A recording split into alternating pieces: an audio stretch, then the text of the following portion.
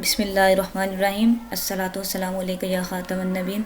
अस्सलामु अलैकुम students. First of all, congratulations to all of you for promoting your next semester and welcome to all of you in your second semester. This semester we are going to discuss handouts 201, that is topic is business and technical English. Business and technical English इसमें पढ़ेंगे। आपको याद है आपने first semester में easy चीज़ें सीखी, अब क्योंकि आप बड़े हो गए और अब हम इंशाल्लाह मुश्किल चीज़ों की तरफ बढ़ेंगे। तो बिजनेस एंड टेक्निकल इंग्लिश हम स्टार्ट करेंगे आज। लेकिन फर्स्ट ऑफ ऑल मैं आपको ये बता दूं कि जैसे आपने पढ़ा था ना अपने फर्स्ट सेमेस्टर में, पहले कुछ लेक्चर्स आपके डिक्शनरी से रिगार्डिंग थे और कुछ ऐसे, और आपने एग्जाम्स दिए मिड टर्म भी फाइनल टर्म भी। आपको पता है कि उनमें से कोई ख़ास आपके से पूछा नहीं गया, वो सिर्फ आपकी अंडरस्टैंडिंग के लिए, आपको ग्रो अप करने के लिए, आपको बिल्ड अप करने के लिए होते हैं, आपकी बेसिक्स को स्ट्रॉन्ग करने के लिए होते हैं। इस तरह ये स्टार्टिंग वाले भी चैप्टर थोड़े इस टाइप के हैं, आपको मुश्किल लगेगा थोड़ा सा और आप कन्फ्यूज़ भी हो सकते हो या आपको बोरिंग भी लगे, लेकिन आपने बिल्कुल हेडिक नहीं लेनी। इसको बहुत ईजी लेके, जैसे मैं आपको रीड करवा के एक बार समझा दूंगी, आपने बस एक बार कंसेप्ट ले लेना मेन, और बाकी याद करने वाला कुछ नहीं। आपको पता है कि स्टार्टिंग वाले आपके कुछ चैप्टर स्किप में भी टर्म में भी हो या ना हो, आई डोंट नो, लेकिन आप ये इजी बहुत है क्योंकि ये बेसिक्स होते हैं ना, आपको आगे पढ़ाने के लिए ये बेसिक्स आपके स्ट्रॉन्ग करने के लिए होती हैं। ठीक है, तो चलिए अल्लाह का नाम लेके हम अपना लेक्चर फर्स्ट स्टार्ट करते हैं।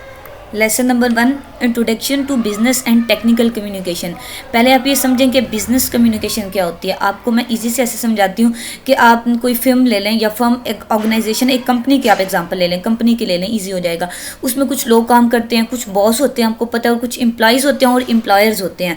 मतलब जो एम्प्लॉय जो काम करने वाले भी होते हैं और कुछ ऊपर जो उनको एडमिनिस्टर कर रहे होते हैं, जिसको बॉस कहते हैं या ऑफिसर या कुछ भी आप कह सकते हैं। अच्छा, उन लोगों के दरमियान एक कम्युनिकेशन होती है। कम्युनिकेशन उनमें किस तरह की होती है, बिकॉज वो एक फॉर्मल रिलेशनशिप में होते हैं ना। फॉर्मल में रिलेशनशिप ऐसे एक एम्प्लॉय या बॉस का रिलेशनशिप होता है, सर्वेंट मास्टर का रिलेशनशिप उनके दरमियान होता है। तो उनके दरमियान जो रिलेशनशिप होता है तो कम्युनिकेशन भी डेफिनेटली एग्जिस्ट करती है।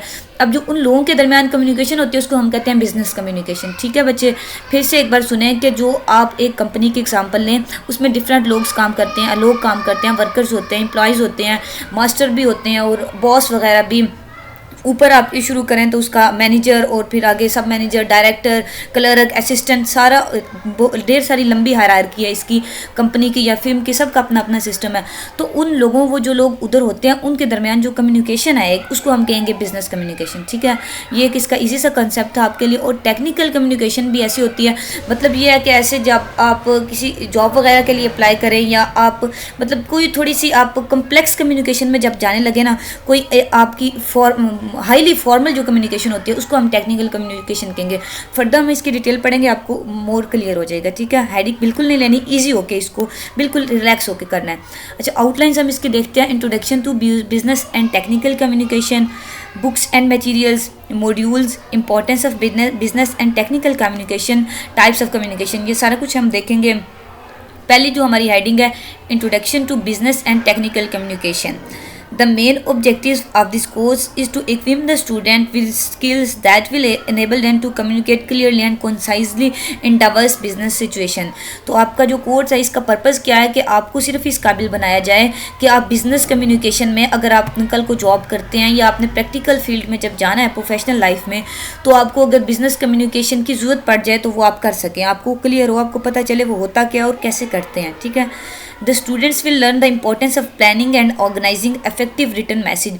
आपको पता है कि कंपनी में, ऑर्गेनाइजेशन में प्लान के तहत सब कुछ चलता है।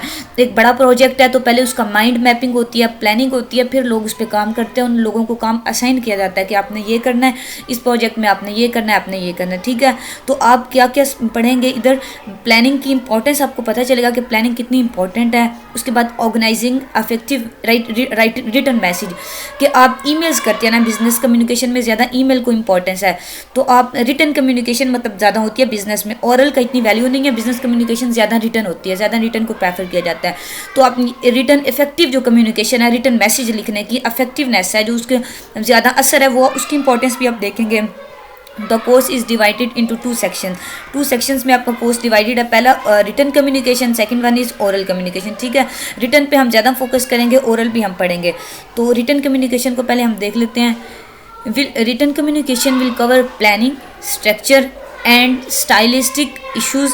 ये सारी चीज़ें हम एक एक करके ना डिटेल में आगे डिस्कस करेंगे इंशाल्लाह, आपने परेशान नहीं होना बिल्कुल भी।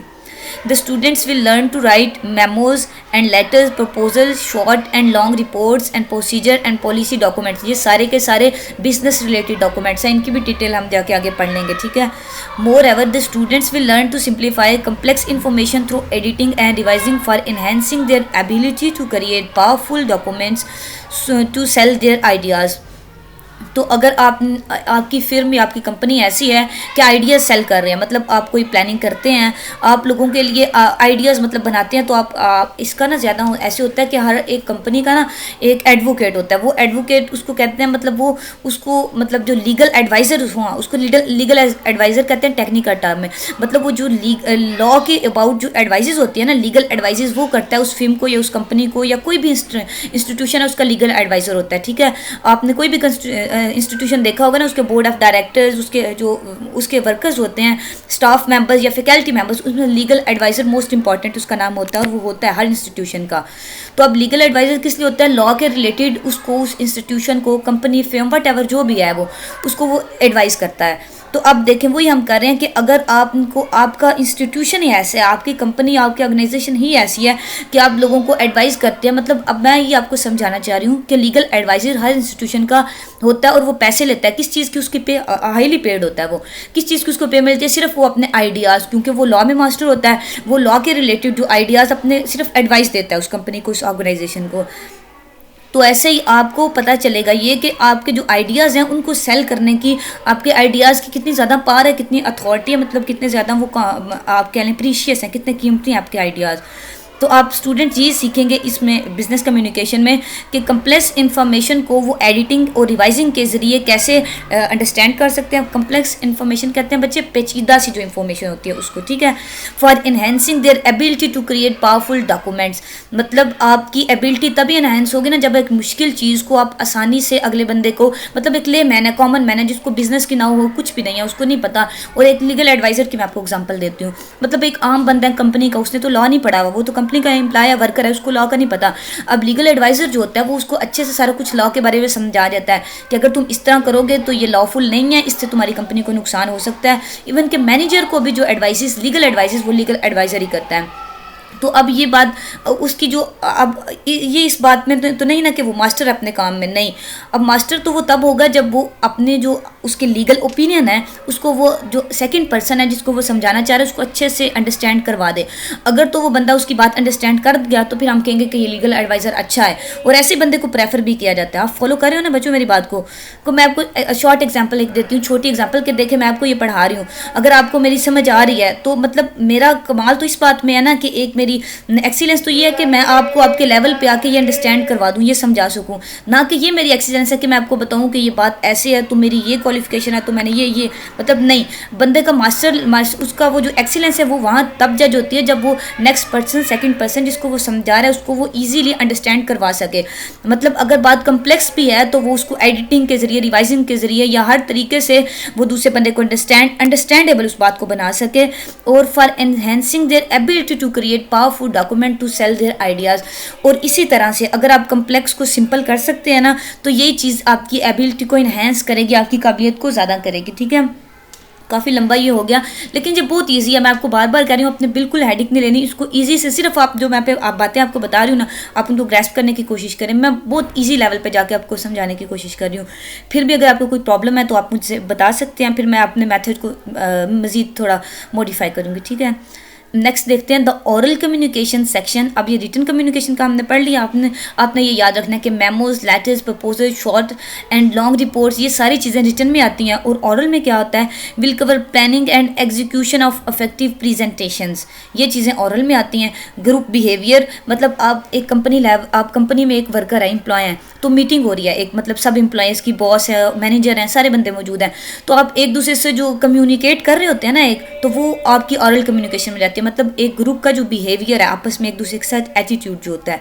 Planning and conducting effective meetings, ये देखें अगेन मीटिंग्स की बात आ गई ना जो मैंने आपको बताया कि मीटिंग में वो प्लान करते हैं कि सारे लोग अपनी अपनी सजेशन देते हैं कि सर हमारा ये प्रोजेक्ट है तो मेरे ख्याल से हम इसको इस प्लान को फॉलो करें तो हम सक्सेसफुल हो सकते हैं, या हम इस वे पे जाएं, या हम इस पाथ को फॉलो करें। मतलब सब लोग अपने अपने ओपिनियन देते हैं, फिर फाइनल जो डिसीजन वो तो मैनेजर करता है कि क्या प्लानिंग फाइनल है और कैसे हमने वर्क करना है इस प्रोजेक्ट पे। समझ गए बात? तो ये जो सारी चीज़ें ये ओरल ओरल में आती हैं और ये सारी हमारी चीज़ें रिटर्न में आती हैं। ये आपके लिए लिंक्स हैं थोड़े से कि आपने ये वाला लिंक देख के आप इसको मज़ीद कर सकते हैं, और ये आपकी बुक्स हैं। खैर मैं तो कोशिश करूँगी आपको यहाँ से क्लियर हो जाए, आपको लिंक्स और इन बुक्स की ज़रूरत ना पड़े, ठीक है। मॉड्यूल्स हम देख लेते हैं। नेक्स्ट है मॉड्यूल 1 में हमने क्या पढ़ना है, basics of effective and technical and business communication. पहले हम इसकी बुनियाद पढ़ेंगे, बुनियादें क्या हैं, फंडामेंटल्स जो बेसिक्स हैं हम उसकी वो पढ़ेंगे बिजनेस और टेक्निकल कम्युनिकेशन की। सेकंड मॉड्यूल में हम देखेंगे फॉर्म्स ऑफ रिटन कम्युनिकेशन, और रिटन कम्युनिकेशन में वही सारी चीज़ें जो हम ऊपर देख आए हैं। और थर्ड मॉड्यूल में हम देखेंगे रिसर्च एंड राइटिंग, खुद हम रिसर्च करना और राइट करना सीखेंगे। फोर्थ मॉड्यूल में हम ओरल कम्युनिकेशन लास्ट पे जाके इसको डिस्कस करेंगे, ठीक है। अब फर्स्ट पे आप देखें importance of business and technical communication, ये फर्स्ट वाला इंपॉर्टेंस इसकी है क्या है कि learning business and technical communication helps a person to identify different roles at work place. कि अगर एक बंदा बिजनेस और टेक्निकल कम्युनिकेशन को सीख लेता है तो वो बंदा अगर वर्क प्लेस पे कहीं भी जाता है, कहीं भी एक्सेल करता है अपनी प्रोफेशनल लाइफ में, या अपनी आप कह लें कि बाद वाली जो लाइफ है, बाद वाली लाइफ क़यामत वाली नहीं लाइफ प्रोफेशनल लाइफ, मतलब आपकी आफ्टर स्टडी जो लाइफ है, आप कहीं भी काम करते हैं, जॉब करते हैं, एम्प्लॉयमेंट करते हैं या वर्क करते हैं, तो आपको ये पता चलेगा कि आपने helps a person to identify different roles, कि आपने रोल कैसे परफॉर्म करना है, वहाँ आपने कैसे दूसरों से रिएक्ट करना है। आपकी कम्युनिकेशन, खास तौर पे कम्युनिकेशन बहुत एक इफेक्टिव चीज़ है, और अनफॉर्चुनेटली हमारी सोसाइटी में ना, या हमारे जो बेसिक एजुकेशन लेवल है उसमें इस पे जोर नहीं दिया जाता। हालांकि ये सब कुछ है, मतलब देखें ना, अगर एक बंदा आपको अपनी बात अच्छे तरीके से समझा सकता है तो उससे अच्छा बंदा कौन हो सकता है। मतलब आप उसको ही मास्टर जानेंगे ना, उसको एक्सीलेंट समझेंगे, ना कि उस बंदे को जिसके पास डिग्रियों के अंबार लगे हुए हैं और वो कह रहा है कि मैंने ये सब किया हुआ है, लेकिन आप अगर उससे कोई बात पूछें तो वो आपके पल्ले ही ना पड़े उसकी कोई बात, तो आप उसको तो एक्सीलेंट नहीं ना जानेंगे। तो कम्युनिकेशन का बहुत ज़्यादा रोल है हमारी वैसे लाइफ में भी, तो यहाँ तो हम फिर पर्टिकुलरली वर्क लाइफ जो है, वर्क प्लेस का और बिजनेस के रिलेटेड डिस्कस करेंगे। अच्छा, for instance you will need to identify your role, to roles at work, कि मिसाल के तौर पर आपको आप जिस जगह पे काम कर रहे हैं वर्क प्लेस में, दो आपको रोल्स, दो जो आपके किरदार हैं वो आइडेंटिफाई करने की ज़रूरत है। कौन कौन से? पहला एज ए स्पेशलिस्ट, यानी कि अगर आप स्पेशलिस्ट हैं, आप एज ए स्पेशलिस्ट वहाँ भर्ती हुए हैं उस जगह पे वर्क प्लेस पे, तो आप क्या करेंगे, you need to generate ideas which will be potentially useful. तो अगर आप स्पेशलिस्ट हैं तो आपको ऐसे आइडियाज़ जनरेट करने हैं कि जो यूज़फुल हों उस फर्म के लिए, उस कंपनी के लिए, उस ऑर्गेनाइजेशन के लिए, ठीक है। एक तो आपका रोल हो गया ये। सेकेंडली आपका जो रोल है आपको आइडेंटिफाई करना है वो क्या है, you need to share the results of your ideas with वो को वर्कर्स। मतलब ये बात ना हो कि आप बहुत ज़बरदस्त आइडिया सोच लें कि ये मेरा प्लान बहुत अच्छा है, ये मेरा आइडिया बहुत अच्छा है, इस तरह से हम इस प्रोजेक्ट में सक्सेसफुल हो सकते हैं, तो आपको कम्युनिकेट ना करना आ रहा हो, आप दूसरों को ना समझा पाएँ ये इस प्लान पे हम वर्क कैसे कर सकते हैं इस आइडिया पे, तो फिर भी आपका कोई फ़ायदा नहीं है उस अच्छे आइडिया का। एक पहली बात, आपने जो द बेस्ट आइडिया जनरेट करना है, और सेकंड जो इससे इंपॉर्टेंट बात है वो ये कि आपने दूसरों को कम्युनिकेट करना है, दूसरे लोगों को समझाने हैं उसके रिजल्ट्स, उसके आउटकम्स, कि अगर हम इस आइडिया को फॉलो करेंगे तो क्या क्या हमें फ़ायदे हो सकते हैं, या क्या क्या हमें जो इसके फीडबैक्स हैं वो अच्छे मिल सकते हैं को वर्कर के साथ, अपने कस्टमर के साथ, एज अ कम्युनिकेटर, ठीक है। अगेन बात आ गई कि एज अ कम्युनिकेटर आप कम्युनिकेट करते हैं जो दूसरों के साथ, वो चीज़ बहुत इंपॉर्टेंट है। अब एग्जांपल इसके हम देखते हैं इस बात की, जो दो बातें आपने जिन पे फोकस करना है इसको मिसाल से समझे कि Naila a newly hired dietitian must communicate to make the work valuable to her employer at a large hospital. यानी कि नाइला एक हॉस्पिटल में उसको हायर किया गया है, कैसे, एक डाइटेशन, यानी कि जो डाइट प्लानिंग नहीं करते हॉस्पिटल की, उसमें उसके लिए नाइला को हायर किया गया एक हॉस्पिटल में।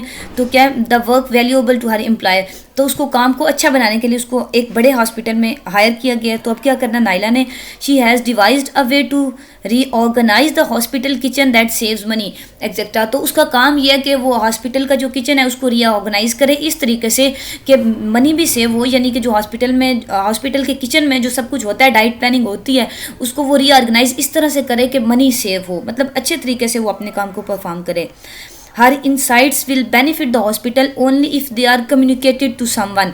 इनसाइट्स कहते हैं बसीरत को, यानी कि अगर उसके पास बहुत अच्छे आइडियाज़ हैं, उसकी बसीरत बहुत तेज़ है, वो कहेगी ये डाइट प्लान कर लो, ये कर लो, ये इससे हमारा किचन भी, हमारा मनी भी सेव होंगे, और ये जो हमारे पेशेंट्स हैं उनके लिए भी ये डाइट प्लान अच्छा है, वो ये सारी बातें सोचेगी। तो उसकी ये सारी बातें, उसकी जो इनसाइट्स है, उसके आइडियाज़ हैं, वो हॉस्पिटल के लिए बेनिफिट तब होंगे अगर वो उनको अच्छे से कम्युनिकेट कर पाएगी, ठीक है ना। वही बात, कम्युनिकेशन की इंपॉर्टेंस आपको बताई जा रही है बच्चों। Who has the power to implement them, यानी कि उस बंदे से कम्युनिकेट अच्छे से वो कर पाए जिसकी पावर है, जिसकी अथॉरिटी है, जिसने उसके आइडियाज़ को इम्प्लीमेंट करना है, यानी कि लागू करना है हॉस्पिटल में। उस बंदे को अगर वो अच्छे से अपने आइडियाज़ समझा पाएगी फिर तो वो द बेस्ट एम्प्लॉय है, ठीक है।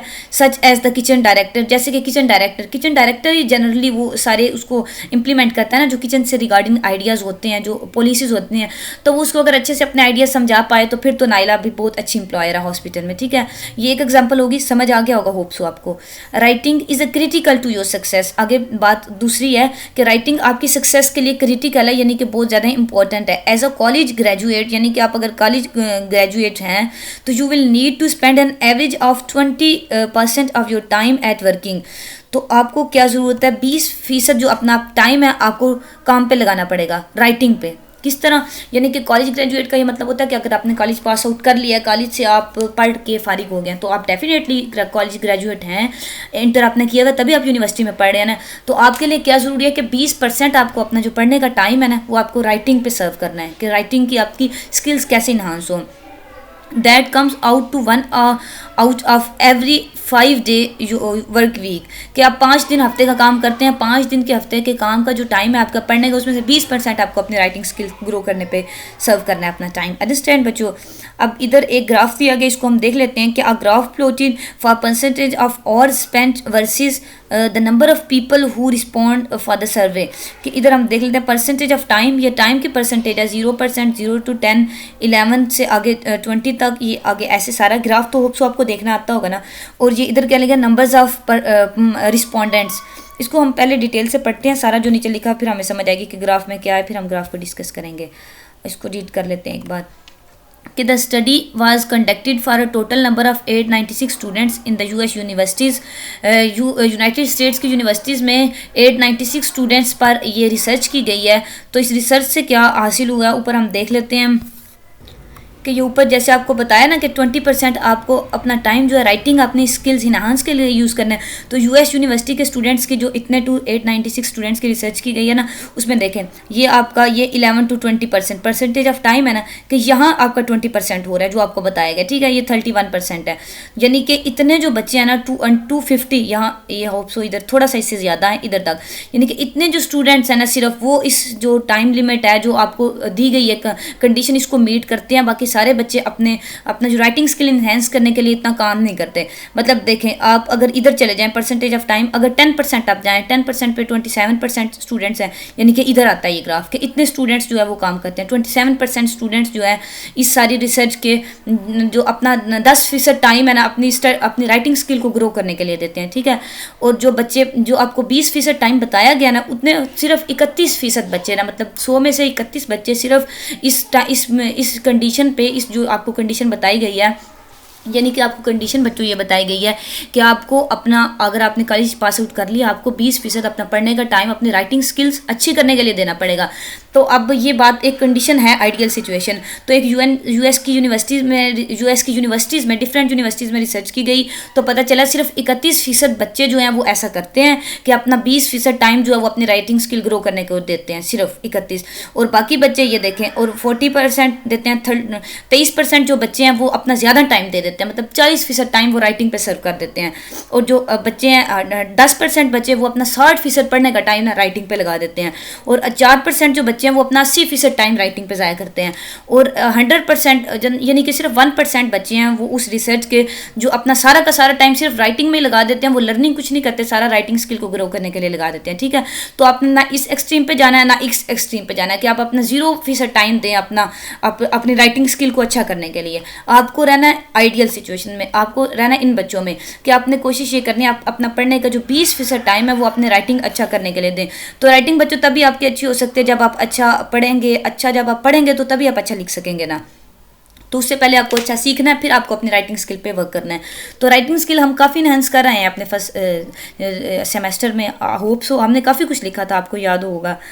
अच्छा खैर नेक्स्ट देखते हैं हम, besides enabling you to do your job, कि आपको अपनी जॉब के काबिल बनाने के अलावा writing well can bring you पे पर्सनल बेनिफिट्स एज वेल। अब ये आपको राइटिंग स्किल का बताया जा रहा है ना कि आपको राइटिंग सीखना इसलिए आपको बेहतर नहीं है कि सिर्फ ये आपको जॉब भी अच्छी दिलवाएगी, ये आपके पर्सनल बेनिफिट्स के लिए भी, मतलब आपका ज़ाती भी इसमें फ़ायदा है। कैसे भला? Recognition in the form of praise, raises, promotions, ये सारी चीज़ें जो है ना आपके पर्सनल बेनिफिट में आ सकती हैं। कैसे भला? Recognition the form of praise, praise कहते हैं तारीफ हो, कि आपको पहचान होगी कि आप कहाँ से मतलब आप प्रेजेबल हैं, कहाँ नहीं है, मतलब कहाँ वर्क अच्छा कर रहे हैं। और रेज वैसे पता उठाना होता है। इसका ये मतलब है कि आपकी जो होगी ना तरक्की जिसको कहते हैं, डेवलपमेंट आपके वर्क प्लेस पे पर्सनली आपको पता चलेगा कि आप कितना डेवलप कर सकते हैं। प्रमोशन भी इसी से डील करता है। मतलब ये सारी चीज़ें आपके पर्सनल बेनिफिट्स में आती हैं, आपके ज़ाती फ़ायदे हैं। ये आपकी जॉब को सिर्फ लेने के काबिल नहीं आपको बना रही, बल्कि राइटिंग आपको पर्सनली भी बेनिफिट करती है। In many organisation the communication with the upper management is not feasible. बहुत सी कंपनियों में, ऑर्गेनाइजेशंस में ऐसा होता है, अपर लेवल मैनेजमेंट कहते हैं, ऊपर जो होता है बॉस हो गया, मैनेजर हो गया, जो ऊपर मतलब अपर लेवल की मैनेजमेंट, ऊपर प्लानिंग जो लोग कर रहे होते हैं, ऑफिस में बैठे होते हैं, उनकी कम्युनिकेशन अच्छी नहीं होती किसके साथ भला? जो नीचे उनके काम कर रहे हैं, वर्कर्स हैं, एम्प्लॉयज़ हैं। तो जब उनकी आपस की कम्युनिकेशन ही अच्छी नहीं है, वो अक्सर तो ऐसे होता है कि वर्कर्स जो है अपने बॉस को अच्छा समझते ही नहीं है, कि वो उनको छुट्टी नहीं देता, उनको समझता नहीं, उनको अंडरस्टैंड नहीं करता। तो वो ज़ाहिर है वो काम भी ऐसे करते हैं जान छुड़वाने वाला। तो फिर डेफिनेटली ऑर्गेनाइजेशन जो है वो ग्रो तो नहीं ना करेगी, नीचे ही आएगा ना काम।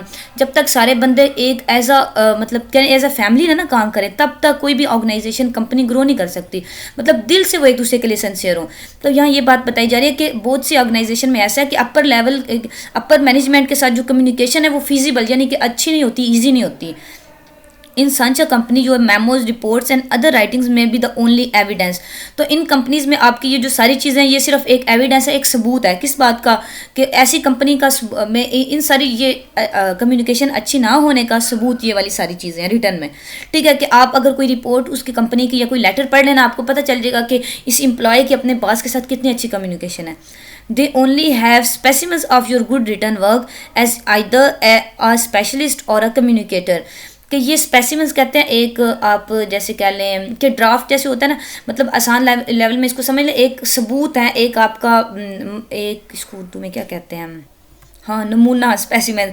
यानी कि आपकी जो स्पेशलिस्ट, आप एज अ स्पेशलिस्ट हायर हुए उस कंपनी में या एज अ कम्युनिकेटर। ऊपर हमने पढ़े ना दो चीज़ें, स्पेशलिस्ट और कम्युनिकेटर कौन आता है। तो आपके गुड वर्क का जो स्पेसिमन है, जो नमूना है, जो मिसाल है आपके अच्छे काम की, वो ये चीज़ें हैं, आपकी मेमोज, रिपोर्ट्स, राइटिंग्स, ये सारे के एविडेंस है। ठीक है, इनसे पता चलेगा कि कम्युनिकेशन कितनी अच्छी है अपर लेवल मैनेजमेंट में और लोअर लेवल मैनेजमेंट में। Writing is an important responsibility of manager who have to communicate a wide variety of messages।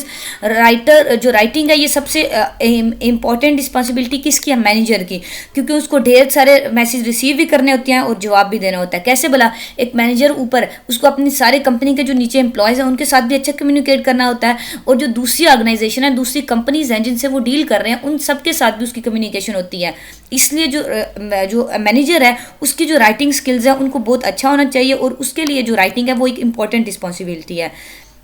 Messages to those writing above and below them. हाँ वही बात कि जो उससे ऊपर है उनको भी उसको मैसेज करना है। ऊपर से मुराद दूसरी कंपनियां, या ऊपर भी अगर कोई उसका कोई बॉस वगैरह है, और बिलो दैम जो नीचे उसके वर्कर्स एम्प्लॉय हैं, सबसे उसने कम्युनिकेट करना है। इसलिए उसके लिए राइटिंग बहुत इंपॉर्टेंट चीज़ है एक। Consequently employers look for writing when considering people for advancement. तो जो एम्प्लॉयज़ हैं वो राइटिंग के लिए देखते हैं when considering people for advancement. जब लोगों को तरक्की के लिए, मतलब एम्प्लॉयर्स की तब राइटिंग पे गौर किया जाता है कि एम्प्लॉयर्स को, आपको पता है वो नीचे लेवल पे होते हैं, उनको कस्टमर्स के साथ, दूसरे लोगों के साथ डील करना होता है। तो इसलिए उनकी भी जो राइटिंग्स है वो भी इंपॉर्टेंट है, लेकिन ज़्यादा जो राइटिंग स्किल इंपॉर्टेंट होनी चाहिए, ज़्यादा रिस्पॉन्सिबिलिटी किसकी है? मैनेजर की। नेक्स्ट अब बच्चों, in a study 94% of the graduates from 7 departments that send students to technical writing classes reported that the ability to write well is of some importance to them। कि 94% graduate 7 departments से, 60 departments, मुख्तलिफ 60 departments हैं, यानी कि एक university के आप 60 departments consider कर लें, उनके जो 94 ग्रेजुएट्स हैं यानी कि 94 स्टूडेंट्स हैं, send student to technical writing classes reported. तो टेक्निकल राइटिंग क्लासेस, जैसे हम आप बिजनेस कम्युनिकेशन पढ़े हैं ना, टेक्निकल कम्युनिकेशन, तो एक और सब्जेक्ट है जिसको हम कहते हैं टेक्निकल राइटिंग क्लासेस। उसमें सिर्फ टेक्निकल राइटिंग सिखाई जाती है, टेक्निकल लिखना सिखाया जाता है। उन क्लासेस की रिपोर्ट उनको सेंड की गई 94 स्टूडेंट्स को, that the ability to write well, जिसका क्या पर्पज़ क्या होता है कि उनकी काबिलियत को परखा जाए। कौन सी काबिलियत? एबिलिटी टू राइट वेल, अच्छा लिखने की उनकी काबिलियत, is of some importance to them, कि अच्छा लिखने की जो उनकी काबिलियत है उनकी सम इम्पॉर्टेंस यानी कि उनके लिए कम अहमियत की हामिल है। यानी कि बच्चों के 94% ग्रेजुएट है ना 7 डिपार्टमेंट्स के, उनके नज़दीक जो उनको जब इन क्लासेस मतलब उनको पढ़ाने के बाद जब उनकी रिपोर्ट तैयार की गई, यानी कि रिसर्च किया गया, तो ये पता चला कि उन स्टूडेंट्स के नज़दीक जो राइट वेल लिखने की जो चीज़ है ना, मतलब अच्छा लिखने की जो एक खूबी है, एक बात है, उनके लिए सम इम्पॉर्टेंस है, यानी कि उसकी कम अहमियत है उन बच्चों के नज़दीक। और further more 58% said that it is of great और क्रिटिकल इंपॉर्टेंस टू डैम। 94% बच्चों ने ये कहा कि सम इम्पॉर्टेंस है, और जो 58% यानी कि 58% बच्चे हैं, उन्होंने ये कहा कि ये उनके लिए ग्रेट इंपॉर्टेंस यानी कि उनके लिए ज़्यादा अहमियत की हामिल है। क्या चीज़ भला? अच्छा लिखना, राइटिंग, टेक्निकल, ठीक है, टेक्निकल लिखना। ऐसे ये बताएगी आपको बात कि आपको इंपॉर्टेंस का पता चले कि लोग कैसे कैसे, मतलब रिसर्च से कैसे कैसे। आपने बिल्कुल भी इसको याद नहीं करना, सिर्फ आप एक बार इसको लेक्चर को लेंगे, पढ़ेंगे, समझेंगे, तो आपको कोई ज़रूरत भी नहीं है फिर इसको कुछ रटने की, ना इसको दोबारा पढ़ने की भी ज़रूरत नहीं पड़ेगी इंशाल्लाह। अच्छा, नेक्स्ट भी हम देख लेते हैं। In a survey of people listed in the engineers of distinction 89% said that the writing ability is considered when a person is considered for advancement। अच्छा, वो कहते हैं फिर एक और जगह 89 एक और रिसर्च में 89% लोगों ने ये बताया है, 89% लोग ये कहते हैं कि राइटिंग, अगर आप एडवांसमेंट यानी कि अगर आप तरक्की का सोचते हैं ना, तो आपको राइटिंग पे अपनी तवज्जो करनी चाहिए, फोकस करना चाहिए। यानी कि 89% लोगों का ये ख्याल है कि आपको राइटिंग पे फोकस करना चाहिए अपनी तरक्की के लिए, नो मैटर कि आपकी वर्क फील्ड में हो, ज़ाहिर है वर्क लेवल पे ना, वर्क प्लेस पे आपकी बिजनेस कम्युनिकेशन, टेक्निकल कम्युनिकेशन और ये सारी चीज़ें राइटिंग में आपको अच्छा होना चाहिए। 89% लोगों का ये ख्याल है, ठीक है।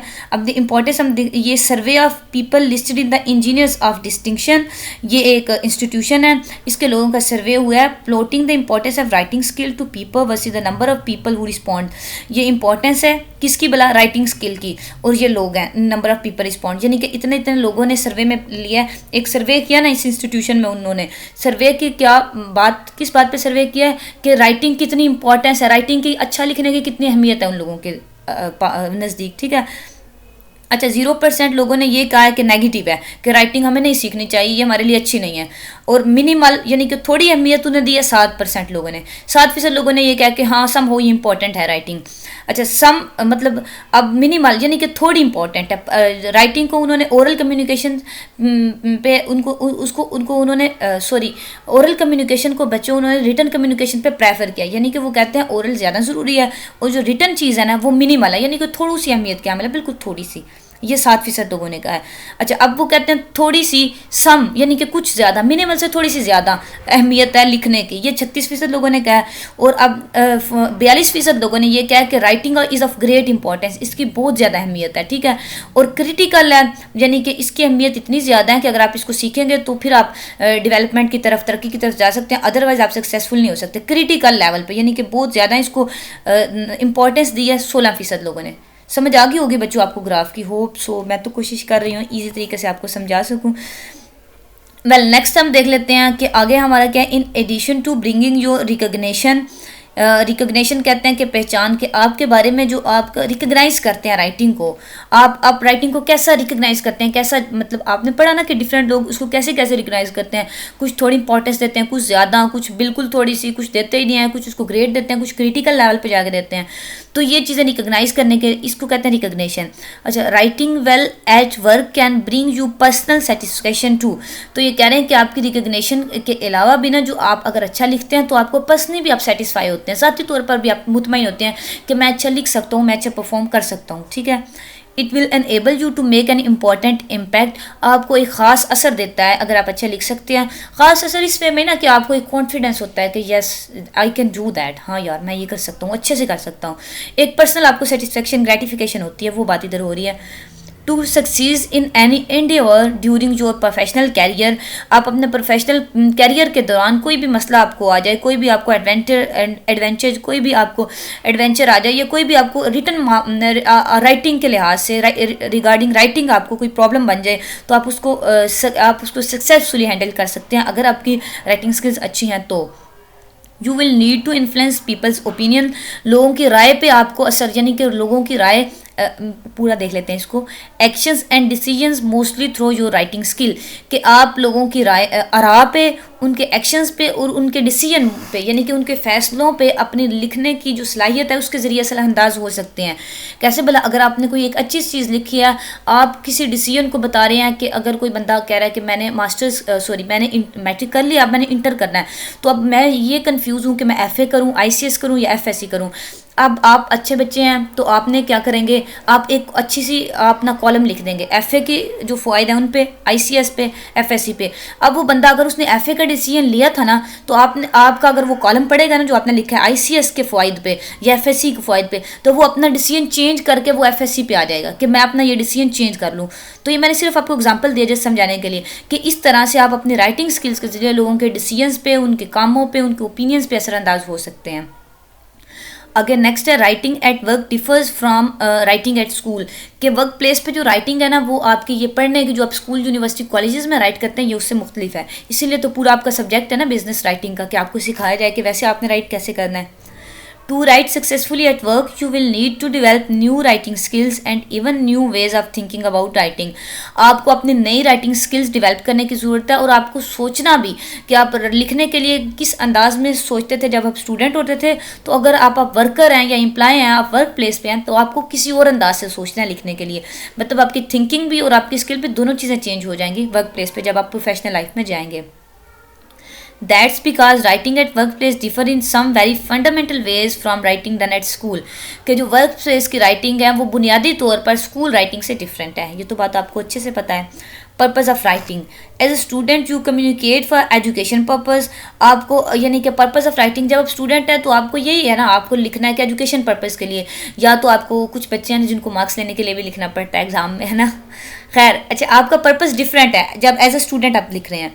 For example writing term papers or taking a written exam etcetera. हाँ, आपका पर्पज़ यह कि आपने एग्ज़ाम पास करना है अपना, आपने अपना सेमेस्टर क्लियर करना है और वट एवर। और इन कॉन्ट्रास्ट जब आप एम्प्लॉई हैं तो आपका you will communicate for instrumental purposes.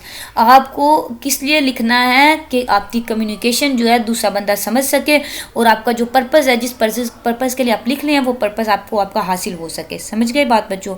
Most of your communication will be design to help your employer achieve practical business objective. आपकी ज़्यादा कम्युनिकेशन लिखने की जो आपकी एज अ एम्प्लॉय या एज अ प्रोफेशनल आपकी जो लिखने की कम्युनिकेशन है वो इस तरह डिज़ाइन की जाती हैं कि आप अपने एम्प्लॉयर को प्रैक्टिकल बिजनेस ऑब्जेक्टिव के बारे में समझा सकें। यानी कि अगर आपने कोई आइडिया बनाया ना, तो आप अगले बंदे को समझा सकें कि आपका आइडिया किस तरह काम आएगा। ठीक है ना। ये आपका जो आपकी जो वर्क प्लेस पे अगर आप लिखते हैं तो उसकी ये मतलब फ़र्क है आपके स्कूल लेवल पे, यानी कि आपके एजुकेशन सिस्टम में लिखने का पर्पज़ ये, और वर्क प्लेस का ये। ठीक है। अब आगे भी फर्दर मोर यही बढ़ा है कि at school where your aim is to show how much you know. वहाँ आपका पर्पज़ ये होता है एग्ज़ाम में भी कि आप एग्जामिनर को बताएं कि आपको ये सवाल इतना आता है। One of your major writing strategy is to write as much as you can about your subject. एक आपकी स्ट्रेटजी होती है कि आपको इस सवाल के बारे में जितना आता है आप सारा कुछ लिख दें, ताकि एग्जामिनर बहुत इंप्रेस हो, आज इस बच्चे को बहुत आता है, ये बहुत लाइक है, और आपको मैक्सिमम मार्क्स मिल सके। मतलब आपका माइंड यही होता है एज अ स्टूडेंट। तो at work your communication should only include the information जो रीडर्स नीड। तो आपकी वहाँ आपको ऐसे नहीं करना कि जो आपको आता है उस बारे में लिखते जाए। आपकी कम्युनिकेशन ऐसी होनी चाहिए कि पढ़ने वाला एक तो अगर वो देखेगा ना कि आपने सारा ही, अगर मतलब कोई एक आप एग्जांपल मैं आपको ऐसे दूँ, कोई इश्तिहार है किसी चीज़ का, आपकी कंपनी कोई प्रोडक्ट सेल करती है, आप ऐसी कंपनी में काम करते हैं, कोई प्रोडक्ट सेल कर रही है आपकी कंपनी। अच्छा, आपने उस प्रोडक्ट के बारे में जितना आपको पता था ना, दुनिया जहान का इल्म आपने उस इश्तिहार में लिख दिया, फिर तो कोई बंदा भी आपको वो इश्तिहार नहीं पड़ेगा, तो ना तो आपकी ऑर्गेनाइजेशन ना कंपनी आपकी ग्रो करेगी। तो आपको सिर्फ उतना लिखना है जितना रीडर्स नीड, पढ़ने वाले को जितनी ज़रूरत है। मतलब अगर उसको उस प्रोडक्ट में इंटरेस्ट है तो आपने अच्छे से हाईलाइट्स देनी है। पता है ना, काफ़ी इश्तिहार होते हैं, मतलब बड़े बड़े उनके फैंटेस्टिक किस्म के होते हैं, आप थोड़ा सा पढ़ते हैं, आप मजबूर होते हैं कि आगे यार पढ़ूँ, देखो इसमें है क्या लिखा हुआ। तो ऐसे ये आपकी राइटिंग में फ़र्क है कि स्कूल लेवल पे आपको जो आता है ना, आप सारा कुछ ठूंस देते हैं एक सवाल में, और जो आप कम्युनिकेशन अगर करेंगे बिजनेस लेवल पे या वर्क प्लेस पे, तो आपको वैसा कम्युनिकेट करना है जितनी रीडर को ज़रूरत है। जो बात इंपॉर्टेंट सिर्फ वही लिखनी है, सारा कुछ नहीं लिखना। आपको चाहे जहान का इल्म हो, आपने नहीं लिखना उसमें, फिर आपका कोई नहीं पढ़ेगा ना, आपका वर्क प्लेस पे एक्सेल कर पाएंगे। Extra information would only clog your readers path resulting in decreased efficiency. अगर आप एक्स्ट्रा इन्फॉर्मेशन उसमें पुट करेंगे तो रीडर का पार्ट जो है क्लॉग, यानी कि उसका रास्ता बंद कर देगी, वो कहेगा यार ये मेरे काम की चीज़ ही नहीं है, इसको दफ़ा करो। और क्या होगा, डिक्रीज एफिशिएंसी, आपकी जो एफिशिएंसी है आपके वर्क प्लेस पे वो आपकी डिक्रीज होगी, कम होगी। और सेकंड ड्रॉबैक है इंक्रीज फ्रस्ट्रेशन। फ्रस्ट्रेशन यानी कि वो बंदा फ्रस्ट्रेटेड हो जाएगा, वो उसको देखेगा ही नहीं आपकी चीज़ को। सिर्फ एक इश्तिहार से मैंने आपको एग्जांपल दिया, वरना कोई भी आपकी बिजनेस कम्युनिकेशन होगा ना, उसमें आपको ये लिखना है कि जो रीडर्स को ज़रूरी है। यानी कि अगर आपने अपने बॉस को कोई लेटर लिखना है तो आप ये आपने अच्छा, आपको अगर छुट्टी चाहिए, आप एम्प्लॉय आएगा ऑर्गेनाइजेशन में, आपको कोई मजबूरी बन गई है, या आपको कह लें आपके भाई की शादी, आपको छुट्टी चाहिए। अब आप पूरी स्टोरी उसमें नहीं लिखेंगे कि मेरे भाई की शादी है जी, फलां जगह रिश्ता हुआ, वो मेरी फूफा लड़ाइयाँ करती थी, या मेरी आंटी थी, या मामू, या वो सारी कहानियाँ आपको ज़रूरत नहीं है ना उसमें लिखने की। हालांकि आपको पता है कि वो शादी कितने वक्तों से हो रही है आपके भाई की, या वट एवर, जहाँ भी ऐसे मजाक कर रही हूँ, आपने इसको सीरियस नहीं लेना। अच्छा, यानी कि आपको सारी बात आपको पता है ना, पर्सनल आपका प्रॉब्लम क्या, तो आप अपने बॉस को तो वो सारी चीज़ें नहीं ना लिखेंगे, आप उसको सिर्फ ये लिखेंगे कि उसको आपके जी मुझे मजबूरी है तो मुझे छुट्टी चाहिए 1 वीक की, या ये मेरे बगैर वो हमारा जो फैमिली फंक्शन है वो नहीं हो सकता, तो मुझे इसलिए मजबूरी है, तो मुझे छुट्टी चाहिए। मतलब मैंने आपको एग्जांपल दिया कि आप उसको फ्रस्ट्रेट नहीं करेंगे, आप सिर्फ अपनी एफिशिएंसी के लिए, अपना जो पर्पस है उसको मीट अप करने के लिए उसको उतनी इंफॉर्मेशन देंगे। इस बात पे अपने फोकस करना है। पर्पस आपका स्टूडेंट लाइफ में डिफरेंट है, और अगर आप एम्प्लॉय हैं या वर्कर हैं, आपका पर्पस डिफरेंट है, तो आपने वहाँ अपना पर्पस को मीट करने के लिए इन्फॉर्म करना है जिसको भी आप लिख रहे हैं। समझ गए बात? Audience at school your interaction is only with one person the instructor. कि आप अगर पेपर करते हैं तो आपका इंटरेक्शन सिर्फ एक टीचर, एक बंदे के साथ है ना, जो आपका पेपर चेक कर रहा है। सारी दुनिया को, ये सारी यूनिवर्सिटी के बंदे तो नहीं ना आपका पेपर पढ़ रहे। तो in contrast eight work you will often create communication that will address a wide variety of people with different backgrounds. तो वर्क प्लेस पे आपको अक्सर ऐसा एक आपने मेमो, यानी कि मैंने जो आपको ऊपर आपको जैसे इश्तिहार की एग्जांपल दी, एक आपको एक अपनी कंपनी के लिए इश्तिहार बनाना है, पब्लिश करना है, तो आपके जो ऑडियंस हैं वो कितने पूरे लोग होंगे, सारे के सारे जो भी वो प्रोडक्ट्स खरीदना चाहते हैं, तो उधर आपके ऑडियंस डिफरेंट हो जाएंगे ना, आप ज़्यादा लोगों के साथ इंटरेक्ट कर रहे हैं। तो ये भी आपको माइंड में रखना है जब आप कुछ लिख रहे हो। तो the use they will make of your information, तो आप वो आपकी इन्फॉर्मेशन किस तरह इस्तेमाल करेंगे, यानी कि किस वे से। इधर तो स्कूल लेवल की आपकी इन्फॉर्मेशन यूज़ हो रही थी ना, आपको प्रमोट करने के लिए, आपको मार्क्स देने के लिए, तो उधर आपकी इन्फॉर्मेशन किस लिए यूज़ हो रही है, ये भी आपको माइंड में रखना है। The kinds of professional and personal concerns they will bring to your presentation, यानी कि प्रोफेशनल क्या पेशा वराना और पर्सनल कंसर्न। जैसे मैंने आपको अभी एग्जांपल दी कि अगर आपको छुट्टी चाहिए, आप अपने बॉस को अपना लेटर लिखना है छुट्टी के लिए या एप्लीकेशन देनी है उसको, तो आपको अपने पर्सनल कंसर्न्स नहीं उसमें मिलाने, आपको सिर्फ प्रोफेशनल लेके, आपको पेशा वराना लेके, बेशक आपको अपना पर्सनल काम के लिए आपको वेकेशन, आपको हॉलीडेज चाहिए, लेकिन आपने पर्सनल कंसर्न्स को उसमें ऐड नहीं करना, प्रोफेशनल होकर सिर्फ लिखना है, फॉर्मल वे में लिखना है, फॉर्मल वे में आपने उसको प्रेजेंट करना है। समझ गए बात बच्चों? अच्छा, ये अब आपको एक मैप से दिया हुआ है कि क्लासरूम में इंस्ट्रक्टर यू कम्युनिकेशन चार्ट, कि क्लासरूम में ये होता है कि आपका इंस्ट्रक्टर होता है या टीचर या पढ़ाने वाला या जो भी हो गया, ये आपका कम्युनिकेशन चार्ट हो गया क्लासरूम में। आगे नीचे हम जो जॉब लेवल पे आपका कम्युनिकेशन चार्ट देखते हैं कि ये ये यूँ है, ये आप फंसे हुए हैं, इधर देख लें, उधर तो सिर्फ आप हैं और आपका टीचर है, बात खत्म होगी। यहाँ ये आप फंसे हुए हैं, ऊपर आपका मैनेजर है, इधर कौन है, upper management in an other division. An other division का मतलब है अगर आपकी फिल्म की कोई और ब्रांच है, आपकी कंपनी की एक और ब्रांच है, वो भी जाएंगे। ये आपका मैनेजर है, ऊपर ऊपर ये कंपनी एग्जीक्यूटिव है, मैनेजर के ऊपर ये भी है। और the upper management in an other division, ये भी दूसरी ब्रांच होगी आपकी कंपनी की, ये भी और ब्रांच होगी। ये middle management in other division, यानी कि कोई छोटी ब्रांच है, कोई छोटा आपका सब ऑफिस किसी डिवीजन में काम कर रहा है, वो हो गया। People working in an other division, people working under you. अब आप अगर एम्प्लॉय हैं तो आपके नीचे भी कुछ लोग, यानी कि आपके सबऑर्डिनेट भी कुछ लोग काम कर रहे हैं, वो भी आपकी उस कम्युनिकेशन, आपने अगर कोई चीज़ लिखी है उससे वो भी इफेक्ट होंगे। और ये सारे जो आपके हेड ऑफिस हैं और डिवीजन्स में काम कर रहे हैं, ये सब ऑफिस हैं, वो सारे भी लोग, आपके मैनेजर भी, आपके कंपनी एग्जीक्यूटिव, मतलब यहाँ आपकी कम्युनिकेशन से, आपकी राइटिंग, ये सारे लोग इफेक्ट होने वाले हैं। और वहाँ सिर्फ आपका इंस्ट्रक्टर था। तो इस बात से, इस कम्प्लेक्स डायग्राम से आप समझ लें कि आपको कितना अच्छा लिखना है, कितना अच्छा परफॉर्म करना है वर्क प्लेस पे जाके। समझ गए बात? नेक्स्ट एग्जाम्पल दी जा रही है आपको फर्दर क्लियर करने के लिए कि consider the report in which Naila will present the recommendation for improving the hospital kitchen.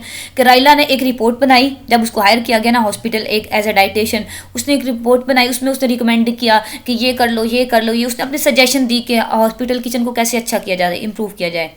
अच्छा, फिर क्या हुआ, her recommendation might be read by her supervisor mister Nadeem. तो उसका सुपरवाइजर है हॉस्पिटल के किचन को जो सुपरवाइज करता है मिस्टर नदीम, वो उसकी रिकमेंडेशन पढ़ेगा। Who will want to know what measures he will have to take in order to follow her recommendation. कि उसने अगर रिकमेंडेशन को फॉलो करना है ना, उस बंदे ने उनको इम्प्लीमेंट करना है या उनको इम्पोज करना है, तो वो ये पढ़ेगा, वो ये देखेगा कि उसके जो नाइला की रिकमेंडेशन है उसके लिए उन्हें उसको क्या करना पड़ेगा, वो उसको रिकमेंडेशन को पढ़ेगा जो उसका सुपरवाइजर है। The vice president of finance का, यानी कि फाइनेंस कहते हैं ना मनी रिलेटेड जो होता है। अब जो फाइनेंस है, जो फाइनेंस कंट्रोल करता है हॉस्पिटल की, ज़ाहिर है पैसे तो उसी ने देने हैं ना, कोई भी काम करना होगा हॉस्पिटल में, किचन का होगा या कहीं भी, तो वो भी अब पढ़ेगा कि क्या क्या रिकमेंडेशन नाइला ने दी हैं, तो उस वे से मुझे सपोर्ट करना है फाइनेंशियली भी, वो भी पढ़ेगा। मिस्टर अल्ताफ उसका नाम है। अच्छा, फिर will want to verify the cost estimate that Naila includes. ये बात मैंने आपको बता दी कि कोस्ट एस्टिमेट करने के लिए जो उस पर एक्सपेंडिचर्स आएंगे उसकी रिकमेंडेशन पे, उनको एस्टिमेट करने के लिए वो भी उसकी रिकमेंडेशन पड़ेगा। The director of purchasing mister Chauhan will need to know about the new equipment he will need to order. Director of purchasing जो चीज़ें परचेज करता है, अच्छा अगर नाइला ने कोई ऐसी चीज़ डाइट प्लान में डाल दिया हॉस्पिटल के किचन में कि जो पहले कभी हॉस्पिटल में बनी नहीं थी, अब वो बनने के लिए नए इंस्ट्रूमेंट भी चाहिए कि उसको इस चीज़ में पकाना है या इस चीज़ में, अब जो परचेज करने वाला डायरेक्टर है वो भी उसकी रिकमेंडेशन पड़ेगा कि शायद कोई नई चीज़ उसने रिकमेंड की हो और हमें नई चीज़ कोई परचेज करनी पड़े। The head of personnel miss Sarah will want to learn whether she needs to write any new job descriptions. अब हेड ऑफ जो पर्सनैलिटी है मिस्टर सारा, वो भी ये पढ़ेंगी कि वो ये कि उनको जॉब डिस्क्रिप्शन कोई न्यू देनी, कि वो इसलिए ये पढ़ेंगी कि अगर जो हमारी जॉब डिस्क्रिप्शन थी जिसके लिए हमने नाइला को हायर किया था, क्या ये सारी रिकमेंडेशन उसके मुताबिक है, ये अपने लेवल पे अपनी जॉब अच्छी तरह परफॉर्म कर रही है या नहीं, वो भी ये पढ़ेंगी। And lastly to show the kitchen staff that their new work assignment will treat them fairly. और आखिर पे किचन का स्टाफ जिन बेचारों ने वो बनाने हैं, वो रिकमेंडेशन उन पे अमल करना है, वो भी ये चीज़ें पढ़ेंगे कि इसको कैसे हमने परफॉर्म करना है। सो आपको अब ये बताया जा रहा है कि वर्क प्लेस पे आपका किस तरह आपकी जो राइटिंग है वो इफेक्टिव होनी चाहिए, ठीक है ना।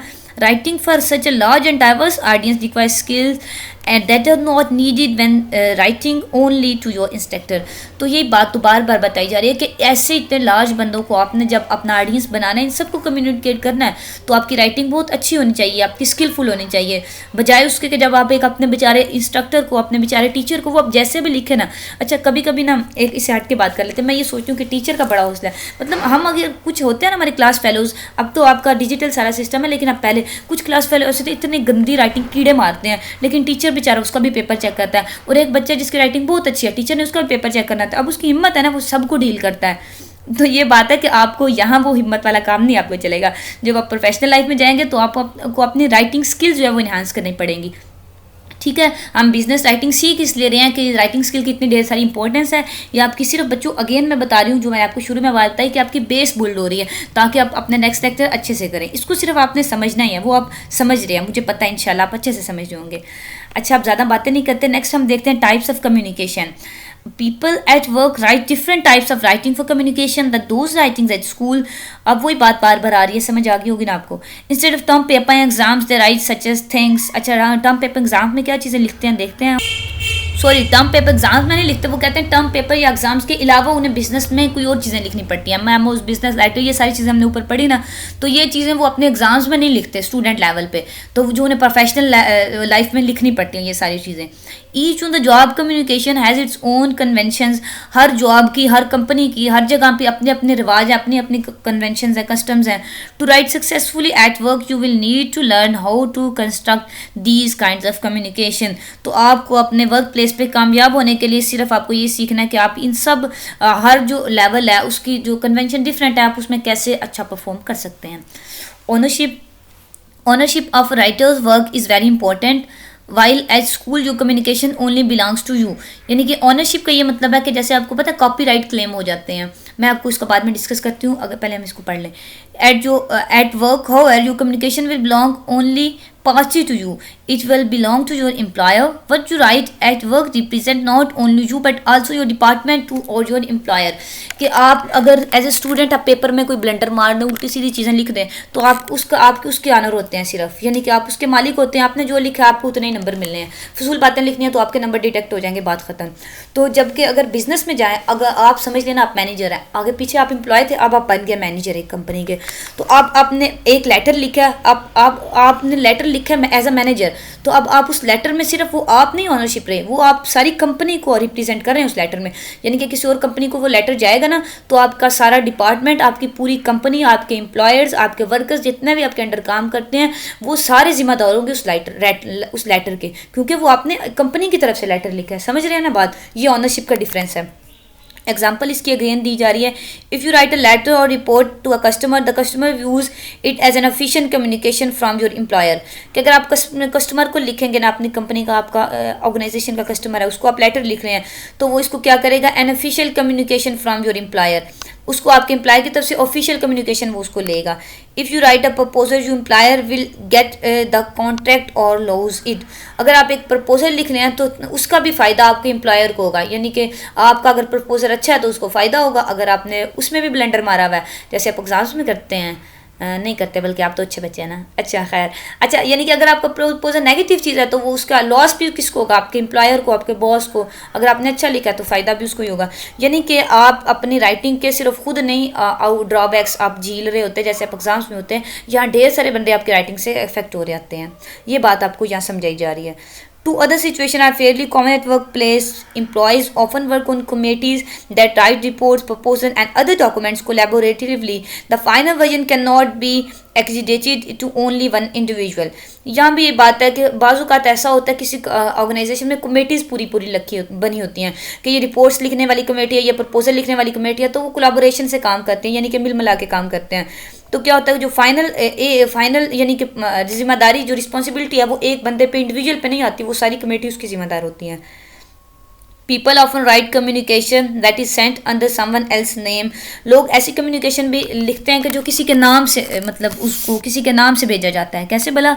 It is common for department report to be sign by the head of department. यानी आपने अगर एक एप्लीकेशन लिखी है, आप उसको हेड ऑफ डिपार्टमेंट से साइन करवाएंगे तभी वो आगे जाएगी, क्योंकि आप अपने डिपार्टमेंट्स की तरफ से लिख रहे हैं, even though they are written by the staff members. Staff यानी कि वही बात जो मैंने आपको बता दी कि अगर आप स्टाफ मेंबर है ना, तो आपका काम यह है कि आपने अपने डिपार्टमेंट की तरफ से लिखनी है एप्लीकेशंस। तो आप क्या करेंगे, उस एप्लीकेशन को अपने हेड ऑफ डिपार्टमेंट जो है उससे साइन करवाएंगे, तभी पता चलेगा ना कि आपके डिपार्टमेंट की तरफ से ये एप्लीकेशन है। तो मतलब ये है कि आप पूरा डिपार्टमेंट उसमें जिम्मेदार होगा, क्योंकि आपके हेड पे उस पर साइन हुए होंगे। To succeed in a job, you will need to learn to write under the circumstances in which your employee claims ownership of your communication. It is absolutely essential to think constantly about your readers. कि आपको अपनी job में अच्छा perform करने के लिए ये चीज़ जानना ज़रूरी है कि आपका जो एम्प्लॉयर है, आपका बॉस है, claims ownership of your communication, कि वो ये क्लेम कर ले कि ये कम्युनिकेशन ओनरशिप, यानी कि ये आपने लिखे है ना, तो आप इसके ज़िम्मेदार हैं। समझ गए? थिंक अबाउट, यानी कि जैसे आप, it is absolutely essential to think constantly about your readers. तो ऐसे यानी कि आपका बॉस ये सोचता है कि ये चीज़ आपने लेटर दिया तो इसके आप जिम्मेदार हैं, तो इसी तरह आपका जो रीडर है वो भी यही सोचेगा कि ये चीज़ आपकी तरफ से है तो इसके आप जिम्मेदार हैं। Think about what they want from you and why. इस बारे में सोचें कि वो आपसे क्या चाहते हैं, जो चीज़ आप लिखना चाहिए आपको वो आप लिखें, फजूल की, इधर उधर की, bush bark about the bush ना मारें, ठीक है, इधर उधर की ना हाँकें। और क्यों, वट एंड वाई, इस बात पे आपने ज़रूर जोर देना जब भी कुछ लिख रहे हैं। ये हमने पढ़ा था ना, मुझे थोड़ा थोड़ा याद आ रहा है, क्या वो होता है, तुम्हें याद हो कि ना याद हो, हमें याद है ज़रा ज़रा। अच्छा खैर, जस्ट फन के लिए थोड़ा सा, ताकि आप बोर ना हो जाएं पढ़ के लिए, क्योंकि ये थोड़ा सा ना ड्राई सा सब्जेक्ट है ऐसे बिजनेस, इसलिए थोड़ा सा फन करती हूँ आपके साथ। वेल, अच्छा देखें, अब आपको हमने ये पढ़ा था कि आपकी डिमांड, जो आपका ऑडियंस है उसकी डिमांड क्या है, आपने उसको वैसे लिखना है अपनी चीज़ को। तो इधर भी ये कि वो आपसे वट डिमांड कर रहे हैं एंड वाई, क्यों डिमांड कर रहा है, आपने इसके मुताबिक अपनी राइटिंग को डालना है। Think about the ways you want to affect them, उस तरीके के बारे में सोचें कि आप उनको असर कर सकें, यानी कि आप उसको इम्प्रेस कर सकें। ये सारी चीज़ें हमने पढ़ी हुई हैं पीछे। Think about the ways they will react to what you have to say, तो उस तरीके के बारे में सोचें कि अगर आप ये कहेंगे तो वो कैसे रिएक्ट करेगा। इसमें आप वो छुट्टी वाली एग्जांपल ले लें कि आपने छुट्टी लिखनी है, तो आप एक ऐसा लेटर बनाएं, एक ऐसी एप्लीकेशन लिखें जिससे आपको बॉस रिएक्ट अच्छा कर सके और आपको छुट्टी मिल जाए, ठीक है। तो ये आप तभी कर सकेंगे जब आपकी राइटिंग स्किल्स अच्छी होंगी। जब आपको लिखना नहीं आएगा फिर तो अपनी कुछ कर सकेंगे ना। Think about them as if they were right there in front of you while you talk together, उस बात के ये सोचें कि अगर आप उनके सामने बात कर रहे हैं तो फिर क्या आप ठीक है अपने बात में। The communication must affect the individual people you are addressing in specific ways, यानी कि अगर आप सामने जाके एड्रेस कर रहे हैं, जो कम्युनिकेशन आप लिख रहे हैं, अगर आप सामने जाके आप एड्रेस करें तो आप कितने अच्छे से एड्रेस करेंगे, कितने अच्छे से वो बात करें कि दूसरे बंदे पे वो असर हो, वही आप अच्छा तरीका अपनी राइटिंग में लाएं, ठीक है। अब नीचे भी यही बात है कि कम्युनिकेशन हमेशा उस बंदे individual people you are addressing, कि उस बंदे के साथ कम्युनिकेशन जिसके साथ आप कर रहे हैं ना, उसको अफेक्ट करने में, उसको आप कह लें इम्प्रेस करने के वे में करें, ताकि वो आपकी बात माने जिसके लिए आप बेचारे लिख रहे हैं, इतनी मेहनत कर रहे हैं। अब इसी की एग्जांपल है, मुझे पता है आपको समझ इसकी आ गई है, लेकिन एग्जांपल अब दी हुई है, पढ़नी तो है, मजबूरी है। If Naila's proposal of modifying the hospital kitchen explain the problem created by the present organization in a way that her reader find compelling, कि अगर वो उसने जो प्रपोजल दिया है किचन को मॉडिफाई करने के लिए, ऑर्गेनाइज अच्छा करने के लिए, वो चीज़ जो उसके रीडर के लिए कंपेलिंग है, यानी कि उसको कंपेल कर रही है, वो उसकी जो राइटिंग है रीडर के लिए कंपेलिंग है।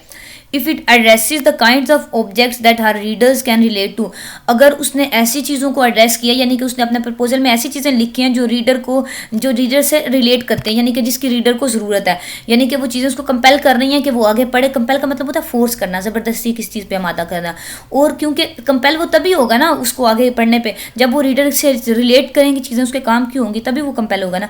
If it readers the readers sense of being threatened by suggestion improvement to a system that they set up, then it may be succeed, यानी कि अगर उसकी रिपोर्ट रीडर के लिए कंपेलिंग होगी, उस रीडर से के लिए रिलेट करेगी, कोई भी रीड कर रहा है, उसको ऊपर वाला बॉस कर रहा है, जो सुपरवाइजर है वो कर रहा है, किचन स्टाफ कर रहा है, या और जितने हमने ऊपर ढेर सारे बंदे हैं, कोई भी उनमें से आप रीडर ले लें, कि जब तक वो उसकी रिपोर्ट उससे रिलेट नहीं होगी, कंपेलिंग नहीं होगी, तब तक वो सक्सेसफुल नहीं होगी। अगर वो कंपेलिंग होगी, उससे रिलेट करी होगी, मतलब वही अगेन उसने काम की बातें सारी लिखी होंगी, किचन को अच्छा करने के लिए सारी बातें, तो फिर डेफिनेटली उसकी रिपोर्ट सक्सेसफुल होगी। नेक्स्ट है, on the other hand if Naila's proposal leave the reader confuse, अगर उसकी रिपोर्ट, उसका प्रपोजल जो है वो रीडर को कन्फ्यूज़ कर रहा है कि यार ये चीज़ इसने लिखी है, पता नहीं ये कैसी होगी हमारे किचन के लिए, या हमारे उल्टा अगला जो काम चाह रहा है वो भी इससे चाहे ख़राब हो जाए इसकी सजेशन से। And fall to persuade them, यानी कि उनको एग्री करने के लिए, उनको अपना जो उसका प्रपोजल है, जो उसकी सजेशन है, उसके साथ मुतफिक उनको वो नहीं कर पा रही, तो it will make Naila seem like a pushy person who has overstepped her appropriate role. तो इसमें अगर ऐसा है ना कि उसकी चीज रिपोर्ट कंफ्यूज वगैरह कर रही है, तो वो नाइला को एक पुशी पर्सन बनाएगा, यानी कि एक बंदा ऐसा जिसको धक्के से धकेल दिया गया हो उस चीज़ में, उस जगह पे, यानी कि उस पोस्ट के, उस जिस जगह पे वो हायर हुआ है वो उसके काबिल ना, उसको पुश कर दिया गया हो। फिर अगर वो चीज़ उसके ज़ाहिर मीट नहीं अपने ही कर रही, जो उसकी जो हमारी रिक्वायरमेंट्स हैं, तो ऐसे ही समझा जाएगा ना कि इसको ज़बरदस्ती इधर किसी ने ला के बिठा दी।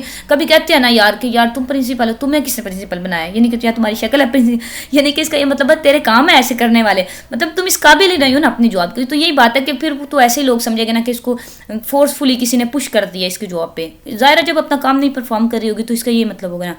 As you write in a professional environment you need to remember 3 things.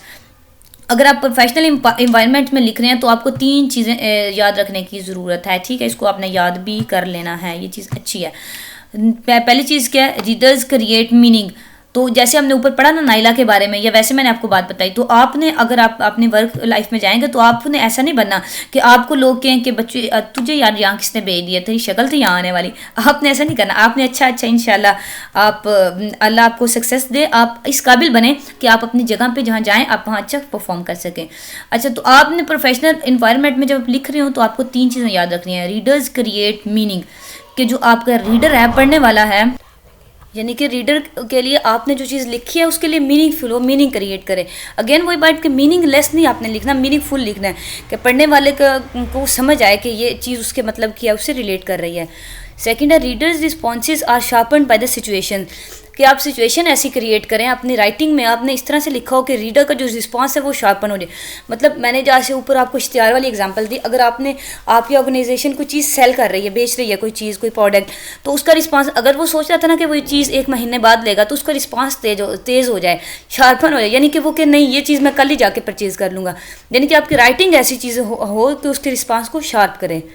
Third है, readers react on a movement by movement basis, यानी कि वो हर लम्हा मूवमेंट बेसिस पे रिएक्ट करे। आप जैसे जैसे वो आपकी राइटिंग पढ़ता जाए ना, वो उससे उसको उन इन्फ्लुएंस उस पर होती जाए, आपकी राइटिंग का उस पर इन्फ्लुएंस होता जाए, ठीक है। मतलब सारी बात का यही मतलब है, आपने मीनिंगफुल लिखना है, अट्रैक्टिव लिखना है और काम की बातें लिखनी है। ये बात ईजी वे में आप इसको याद रखें। रीडर्स क्रिएट मीनिंग, अब ये सबको अलग-अलग एक्सप्लेन किया गया, हम देख लेते हैं यहाँ पे। Instant of receiving the message, people interact with the message to create meaning. While reading, we build larger structure of knowledge from small fragment of sentences. These structures are not the words we have just read, but our own creation. यानी कि जो आप लिखेंगे ना, वो आपका reader सिर्फ message receive करना उसका पर्पस नहीं होगा, वो करेगा आपके जो आपने मैसेज उसको दिया उसमें से मीनिंग क्रिएट करेगा। यानी कि अगर वो मीनिंगफुल होगा, उसके लिए मीनिंग क्रिएट होगा तो ठीक है, वरना वो आपकी राइटिंग को ज़्यादा इंपॉर्टेंस नहीं देगा। ठीक है, वही बात जो मैंने यहाँ डिटेल से आपको समझा दी, ये वही लिखी हुई है इंग्लिश में करके कि रीडिंग के दौरान आप क्या करते हैं, आप एक थोड़े से नॉलेज को सेंटेंस फ्रेगमेंट्स में, यानी कि आप एक छोटी सी बात को, जैसे आप इश्तिहार की एग्जांपल लेके चलते जाएं, आप एक अपनी बात को एक इस तरह से पेश कर देते हैं, रिप्रेजेंट कर देते हैं कि लोग खुद उस पर अट्रैक्ट होते हैं। वो उनके काम की चीज़ ना भी हो, वो कहते हैं नहीं भाई ये मेरे काम की चीज़ है, I should purchase this, I have to purchase this. ठीक है ना, ऐसे आपको लिखना है। सेकेंड है readers responses are shaped by the situation.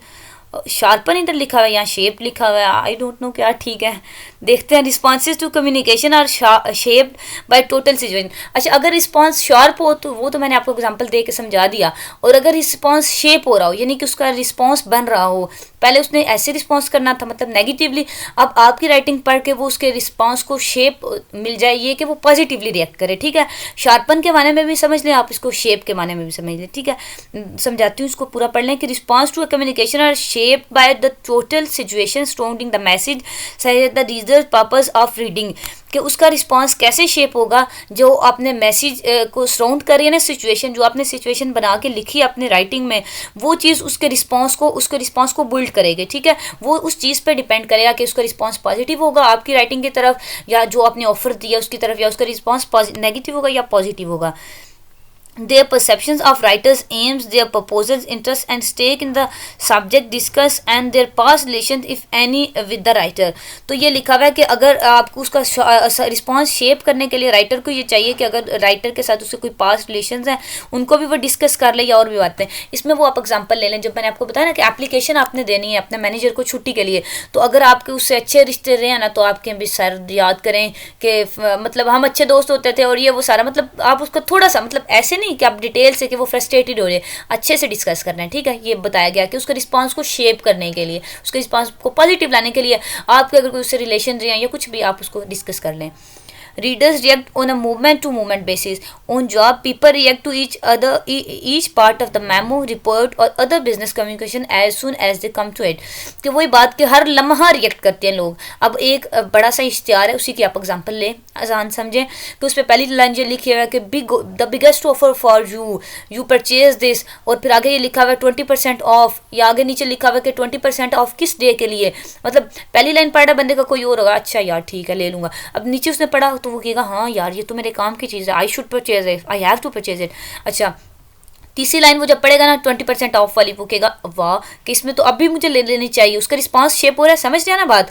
तो अच्छा, अब जब लास्ट लाइन जब वो पढ़ेगा ना कि जिसमें लिखा कि 20% ऑफ सिर्फ 10 डेज के लिए, तो फिर उसका रिएक्शन जो मूवमेंट बेसिस पे उसका वो रिएक्ट कर रहा है ना, कि पहले उसने ये रिएक्शन दिया, दूसरे पे ये, तीसरे पे, फिर चौथे पे वो ये रिएक्शन देगा कि नहीं ये मुझे इसी में ऑफ में इसको मुझे परचेज कर लेना चाहिए। समझ रहे हैं ना बात। तो ये मैंने आपको जस्ट एग्जांपल से समझाया, इसको ऐसे आप इसको कंसीडर करें। अच्छा, एक्सरसाइज अब आपने क्या करना है। आई थिंक आपका लेक्चर कंप्लीट हो गया। ये ना मैंने लेक्चर आपका ना जस्ट एज अ ग्लैंस एक देखा था कि ऊपर करके, ये तो काफ़ी लंबा लेक्चर था, मैंने कहा इसके तो 2-3 पार्ट बनेंगे, बहुत लंबा लेक्चर है, लेकिन एक्सरसाइज आ गया तो इसका मतलब है कंप्लीट हो गया। पता ही नहीं चला बातों में। खैर टाइम भी काफ़ी हो गया होगा, पता नहीं आप बोर हुए होंगे या नहीं, लेकिन मुझे तो मज़ा आया ये पढ़ा के आपको, तो खुशी भी हो रही है कि एक लेक्चर हमारा कंप्लीट हो गया है। अच्छा, एक्सरसाइज देख लेते हैं। Find a communication written by someone who has the kind of job you want.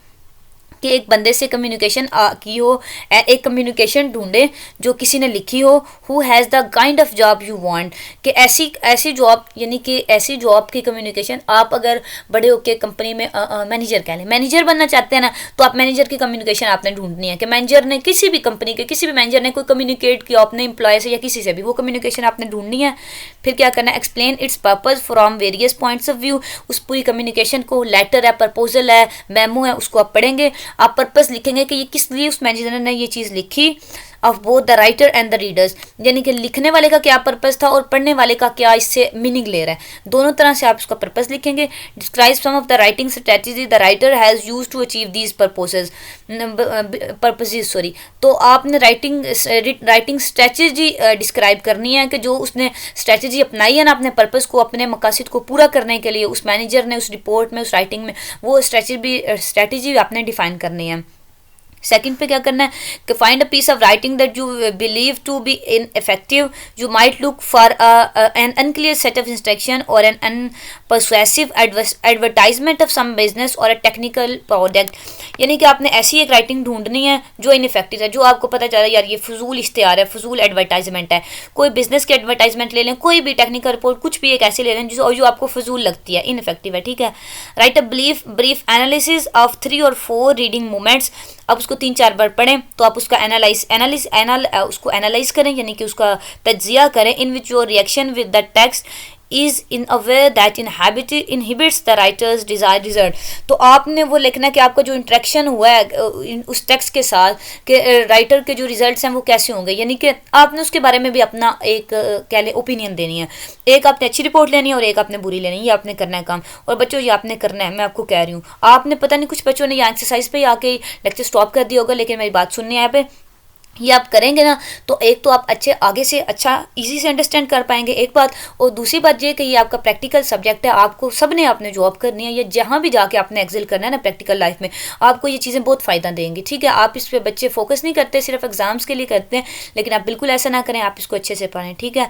और मुझे पता है कि मैंने बहुत अच्छा आपको पढ़ा दिया, ये लेक्चर आपको अच्छे से समझ आ गया, तो आपने ये थोड़ी सी मेहनत करनी है। तो आप इसको ऐसे करें, आप ना इसको गूगल पर जाके लिखें कि कोई लेटर आप लिख दें, मेमो ऑफ अ कंपनी लिख दें, या आप लिख दें कि किसी एग्जीक्यूटिव का, किसी कंपनी के मैनेजर का, डायरेक्टर का लेटर, या किसी एम्प्लॉय की एप्लीकेशन, कुछ भी आप जो चीज़ आप बनना चाहते हैं ना, जिस जॉब में आप इंटरेस्टेड हैं, उसका आप लेटर लिख दें, एप्लीकेशन, मेमो, रिपोर्ट, हज़ारों चीज़ें लाखों गूगल पे पड़ी हुई हैं। आप 2-4 देखें, एक उसमें से आपको पसंद आ जाएगी, उसको पढ़ें और जो आपको कहा गया वो करें, ठीक है। ऐसे कोई एडवर्टाइजमेंट, या आपके घर को इश्तिहार पड़े होंगे चीज़ों के, आ जाते हैं ना एडवर्टाइजमेंट, और या कुछ भी ऐसी कमर्शियल एडवर्टाइजमेंट, वो आप ले लें, या कोई आप इनफेक्टिव सर्च ही कर लें, ये भी। तो आप इसको करके ना आपको जो बताया गया आपने करना, ठीक है। अच्छे बच्चों की तरह जरूर इसको परफॉर्म करना है। तो आई एम वेरी हैप्पी कि आपका ये फर्स्ट लेक्चर कंप्लीट हो गया, जो मुझे बहुत लंबा और फजूल नज़र आ रहा था, लेकिन मज़ा आया पढ़ाने में इसको, ठीक है। और मुझे पता है आपको भी सुनने में इसको मज़ा आएगा और इंशाल्लाह आपको समझ आ गई होगी। Take care of yourself, अल्लाह हाफिज़।